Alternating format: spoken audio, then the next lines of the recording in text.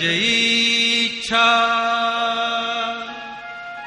છેલ્લી ઈચ્છા, અંતિમ ઈચ્છા.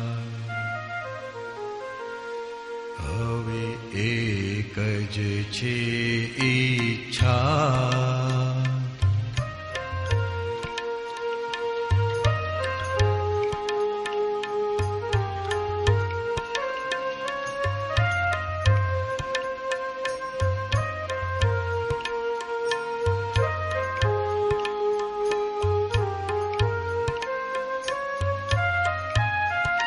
હવે એક જ છે ઈચ્છા, જગત કલ્યાણ કરવાની. હવે એક જ છે ઈચ્છા, જગત કલ્યાણ કરવાની.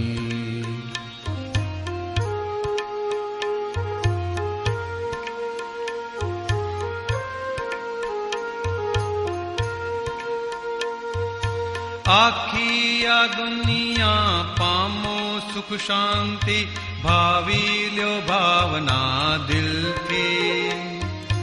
દુનિયાની અંદર તું એ ફરે છે, કલ્યાણ કરશે શિવશ્રી. થશે કેવળ સતકામી,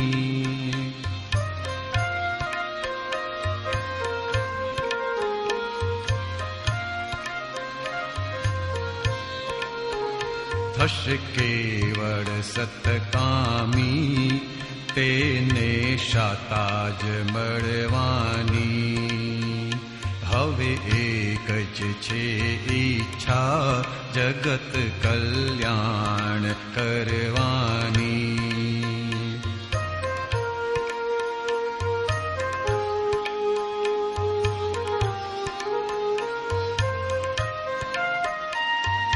નીતિથી રળતા 99 વધશે, શાંતિ કર જીવન નિસર્ગમ. અનિતિથી રડતા 99 ઉદ્વેગ, સર્વૈ કર્મોના બંધન. આ જીવનનો હેતુ જાણ,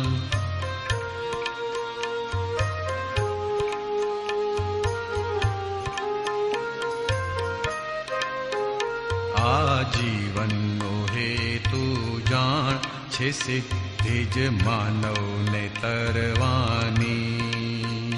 હવે એક જ છે ઈચ્છા, જગત કલ્યાણ કરવાની.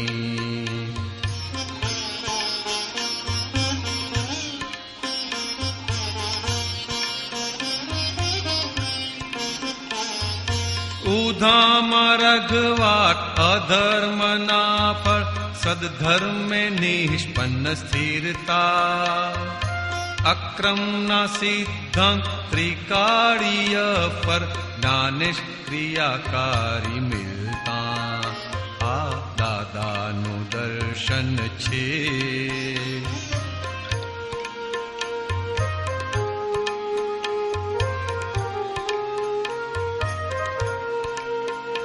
આ દાદાનું દર્શન છે, જગત કલ્યાણ સંપ્રાપ્તિ.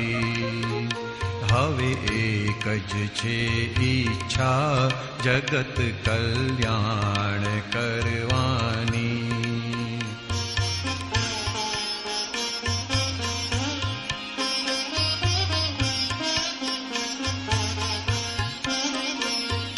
સહેજે મળેલી પ્રાપ્ત ફરજને, નિષ્ઠાથી બજવે માનવ. સતયુગ સામો આવીને ભેટે, કરજે પ્રયોગી અનુભવ. તારી અંદર છે પરમાત્મા,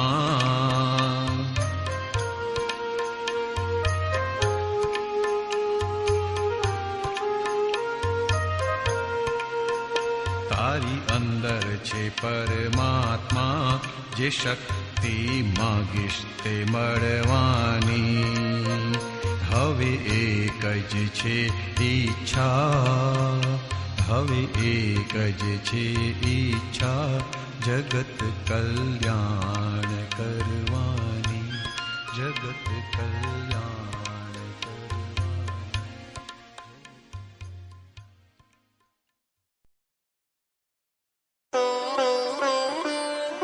चैप्टर 67.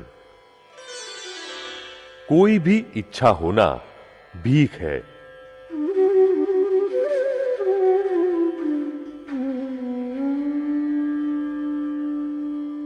इच्छा प्रज्वलित अग्नि है.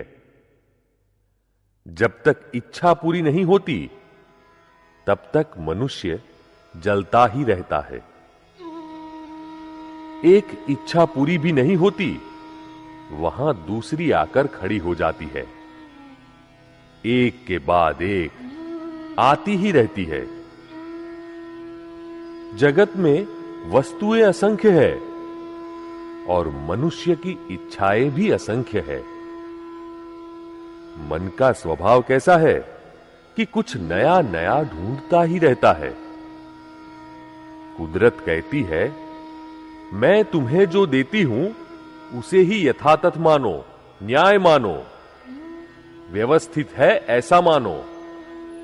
तुम्हारी सभी इच्छाएं मैं धीरे धीरे मेरी सुविधा के अनुसार पूरी कर दूंगी. आपको जो इच्छाएं होती है वे पूरी तो अवश्य होंगी, लेकिन उनका विचार करने से कोई फायदा नहीं, उल्टे अड़चने आएगी. प्रत्येक इच्छा की पूर्ति होती है, यह नियम है. जहां इच्छा करते हैं वहां अंतराय आते हैं. इस हवा की इच्छा होती है? नहीं. इसी कारण उसके अंतराय खड़े नहीं होते. जहां सूक्ष्म भी इच्छा है वहां वस्तु प्राप्त नहीं होती. लक्ष्मी के अंतराय कब तक होते हैं? जब तक कमाने की इच्छा होती है. लक्ष्मी की ओर से लक्ष्य हट जाए तो वह ढेरों आएगी. इच्छा अंतराय कर्म है. जैसे जैसे इच्छा घटती जाती है वैसे वैसे अंतराय टूटते जाते हैं. फिर तो सभी वस्तुएं प्राप्त होती है. जिसके विचार तक नहीं आएंगे वह वस्तु आपके यहां हाजिर होगी, और जिसके बहुत विचार आते हैं वह आपके यहां हाजिर नहीं होगी. जिन वस्तुओं के विचार नहीं आते उन वस्तुओं का कुदरत संभाल लेती है, और जिनके बारे में बहुत विचार आते हैं उनका कुदरत नहीं संभालती. इच्छा संयोगों के दबाव के कारण उत्पन्न होती है. अभी यहां किसी को रजाई ओढ़ने की इच्छा नहीं होती, लेकिन अचानक सर्दी बढ़ जाए तो सभी को ओढ़ने की इच्छा होती है. खाने पीने से संतोष मिलता है, लेकिन तृप्ति नहीं. संतोष में फिर से विचार आते हैं. खीर खाने के बाद संतोष होता है, लेकिन फिर से उसकी इच्छा होती है. तृप्ति में फिर से इच्छा नहीं होती, उसका विचार तक नहीं आता. संतोष मनोवैज्ञानिक परिणाम है, वह लंबा टिकता नहीं. इच्छा तो परवशता है. इच्छाएं पुद्गल यानी देह करती है. उन्हें कैसे दबाया जाए? ज्ञान के बिना इच्छा जाती नहीं. कोई भी इच्छा होना भीख कहलाता है. जो निरीक्षिक होते हैं वे ज्ञानी कहलाते हैं. जिनकी सभी प्रकार की भीख मिट गई हो उनके हाथ में जगत की बागडोर सौंपी जाती है. लेकिन भीख जाए तब ना. कितने प्रकार की भीख होगी? मान की भीख, लक्ष्मी की भीख, कीर्ति की भीख, विषयों की भीख, शिष्यों की भीख, मंदिर बनवाने की भीख, सभी तरह तरह की भीख है। ऐसे में हमारा क्या भला होगा? संपूर्ण भीख जाने पर ही, संपूर्ण याचकता जाने पर ही यह जगत जैसा है वैसा दिखाई देता है। जिनकी सभी प्रकार की भीख मिट जाती है, उन्हें स्वतः ही इस जगत की सत्ता हाथ आ जाती है। जिन्हें यश की भूख नहीं होती, उन पर देवलोक राजी होते हैं। पूरा जगत हम पर खुश रह सकता है, लेकिन हमारी याचकता के कारण ही कोई खुश नहीं रहते। अक्रम विज्ञानी पूज्य दादा भगवान ने कितनी सुंदर बात कही है कि मनुष्य तो परमात्मा ही है, उसमें अनंत ऐश्वर्य प्रकट हो सकता है। उसने इच्छा की, इसलिए वह मनुष्य बन गया। अन्यथा स्वयं ही जो चाहे वह प्राप्त कर सकता है, लेकिन इच्छा के अंतराय के कारण वह प्राप्त नहीं कर पाता। जिनकी सभी प्रकार की भीख मिट जाती है, उन्हें ज्ञानी का पद मिलता है। याचकता मिट जाए तो आप स्वयं ही परमात्मा है। मोक्ष की इच्छा करने से बाकी की सभी इच्छाएं मिट जाती है।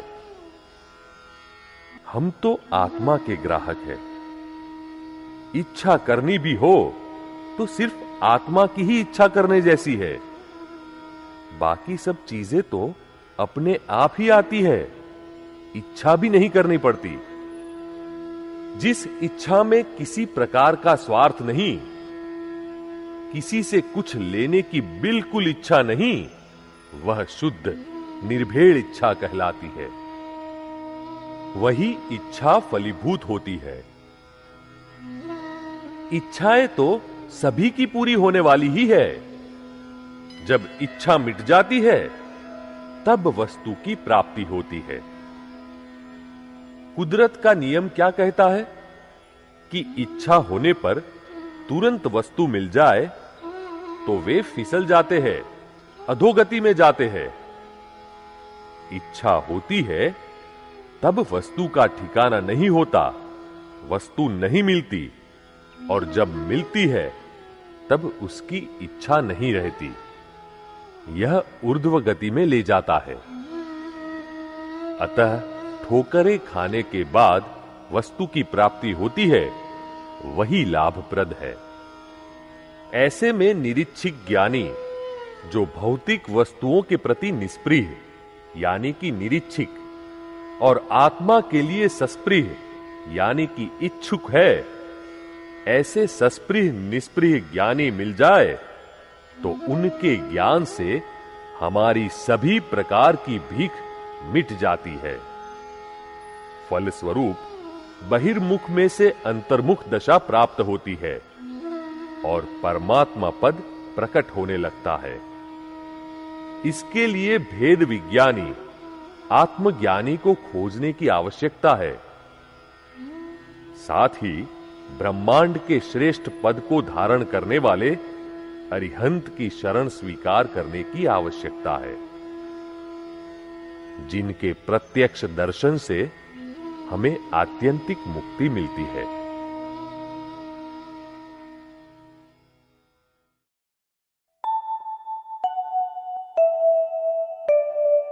हाइलाइट्स। इच्छा प्रज्वलित अग्नि है। जब तक इच्छा पूरी नहीं होती, तब तक मनुष्य जलता ही रहता है। याचकता मिट जाए तो आप स्वयं ही परमात्मा है। जहां सूक्ष्म भी इच्छा है, वहां वस्तु प्राप्त नहीं होती। लक्ष्मी के अंतराय कब तक होते हैं? जब तक कमाने की इच्छा होती है। लक्ष्मी की ओर से लक्ष्य हट जाए तो वह ढेरों आएगी। इच्छा अंतराय कर्म है।